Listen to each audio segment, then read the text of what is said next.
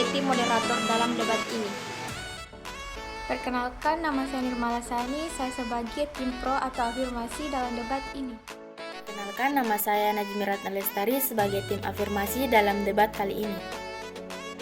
Perkenalkan, nama saya Stefani Aguilera Ciputri sebagai tim kontra dalam debat kali ini. Assalamualaikum warahmatullahi wabarakatuh. Perkenalkan, nama saya Nur Akna Akilasyam, saya dari tim kontra. Perkenalkan, nama saya Nur Indriani sebagai tim netral di debat ini. Perkenalkan, nama saya Fitriani sebagai tim netral dalam debat ini. Assalamualaikum warahmatullahi wabarakatuh. Sebelumnya, perkenalkan, nama saya Fahira Nurul Quraini selaku moderator yang akan memimpin debat kali ini. Tema debat kali ini yaitu belajar daring atau BDR. Baik, di sini sudah ada 3 tim, yaitu tim pro, tim kontra, dan tim netral. Sebelum debat dimulai, saya akan membacakan peraturan-peraturannya terlebih dahulu. Peraturan yang pertama yaitu para pembicara diberi waktu 2 menit untuk menyampaikan argumennya. Pembicara pertama dari tim kontra diharuskan memberi kesempatan kepada pembicara pertama dari tim pro dan menyampaikan argumennya. Pembicara kedua dari tim pro diharuskan memberi kesempatan kepada pembicara pertama tim kontra dan seterusnya. Tugas tim netral yaitu memberikan argumen 2 sisi, baik dukungan maupun sanggahan yang disertai dengan kondisi atau syarat yang menyertainya terhadap sesuatu pernyataan topik. Baiklah, tanpa lama-lama, kita akan memberi kesempatan pertama ke tim pro, pembicara pertama, dengan durasi 2 menit. Demikian, dipersilahkan. Saya dari tim pro akan mengatakan argumen saya. Saya sangat sepakat bila sekolah daring dilakukan dan proses belajar mengajar diperpanjang. Kasus COVID-19 belum juga menampakkan penurunan. Sebaliknya, kasus ini terus melonjak saat libur akhir tahun. Sampai saat ini, belum ada juga tes massal yang diinisiasi oleh pemerintah. Namun, penyebaran virus paling berbahaya adalah orang tanpa gejala atau disebut OTG. Hal ini yang membahayakan bagi pengajar dan siswa, maka saya sangat setuju bila sekolah daring dilakukan. Kepada tim kontra, apakah ada kesanggahan kepada tim pro? Mau tidak mau pembelajaran daring ini memang harus dilakukan, tapi jika saya bisa berpendapat maka saya kurang setuju. Kenapa? Karena saya memiliki alasan tertentu. Salah satunya yaitu banyak siswa yang keterbatasan kuota internet ataupun jaringan internet sehingga mengakibatkan mereka tidak bisa mengikuti pelajaran. Baik, saya akan membalas argumen dari Saudari Akna yang mengatakan tidak setuju dengan pembelajaran jarak jauh secara daring karena terbatasnya akses internet. Saya akui bahwa salah satu kendala dalam PJJ adalah keterbatasan akses internet. Tepat pada tanggal 27 Agustus 2020, Kemendikbud mengumumkan pemberian subsidi kuota kepada siswa, mahasiswa, guru, dan dosen. Anggaran subsidi ini sebesar 9 triliun. Kota ini penting untuk menunjang kegiatan pembelajaran jarak jauh atau PJJ. Dengan diberikannya subsidi kota dapat mengurangi masalah dalam pelaksanaan PJJ. Maka saya setuju dengan kebijakan tersebut. Akan tetapi, saya juga kurang setuju jika kegiatan daring ini terus dilakukan dalam waktu yang lama, karena saya pribadi menjadi lebih tidak efektif dalam melaksanakan kegiatan belajar, karena cepat merasa bosan dan juga cepat merasa jenuh. Jadi biasanya saya malah berpaling ke aplikasi lain, misalnya seperti game, nonton drama, atau bahkan malah bersantai di depan televisi karena merasa tidak ada guru yang memperhatikan. Belum lagi, kegiatan daring ini cukup membuat otak saya menjadi stres karena tugas yang diberikan, apalagi jika guru mata pelajaran tersebut hanya memberikan materi dan tugas tanpa menyertakan video pembelajarannya. Secara saya pribadi dijelaskan secara langsung kadang masih tidak mengerti, apalagi secara virtual seperti sekarang ini. Bukan hanya pada siswa, tapi juga bisa terjadi kepada orang tua siswa yang anaknya masih sekolah dasar. Orang tualah yang menggantikan anaknya belajar karena sang anak belum bisa terlalu menguasai smartphone.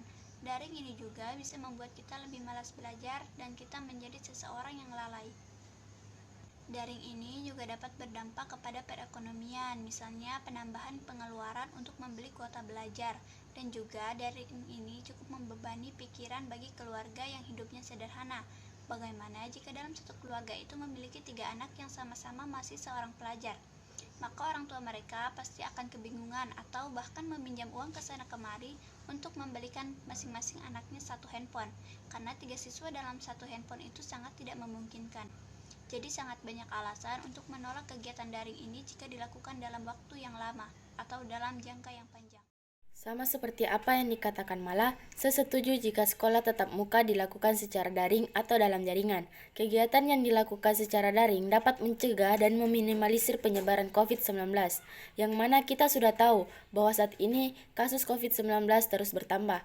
Jika pembelajaran secara tatap muka dilaksanakan, maka hanya guru yang dapat melakukan pengawasan. Akan tetapi, jika pembelajaran dilakukan secara daring, maka keluarga juga dapat ikut berkolaborasi dengan guru dalam membangun pendidikan karakter dari peserta didik.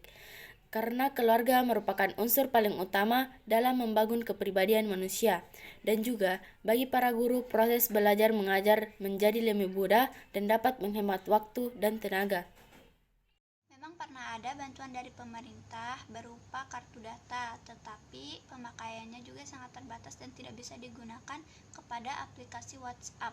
Dan sudah beberapa bulan ini tidak ada lagi bantuan dari pemerintah berupa kartu data tersebut. Bagaimana lagi, cara inilah paling efektif untuk kita terhindar dari COVID, tapi kerjasama antara pihak sekolah dengan provider dalam layanan subsidi kota gratis ini sangat membantu orang tua dan siswa itu sendiri.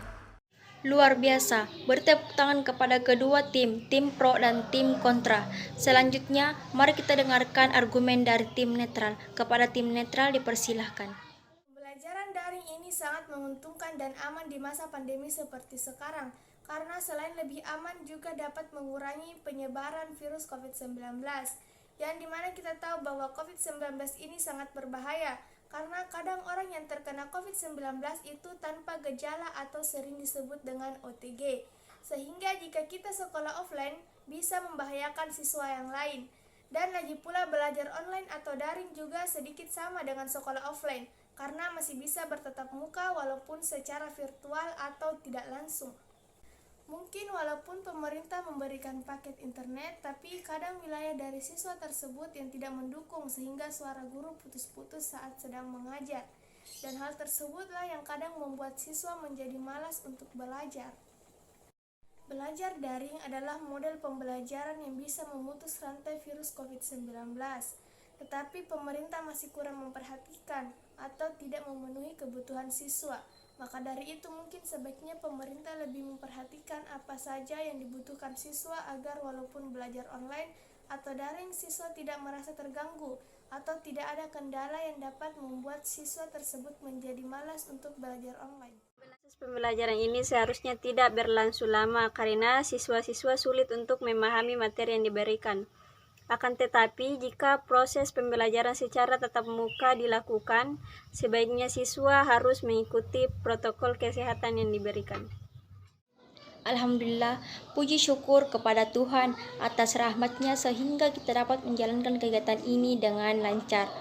Terima kasih banyak kami ucapkan kepada ketiga tim pro, tim kontra, dan tim netral, serta diskusi atas kerjasama dan sumbangan pendapat serta pikirannya.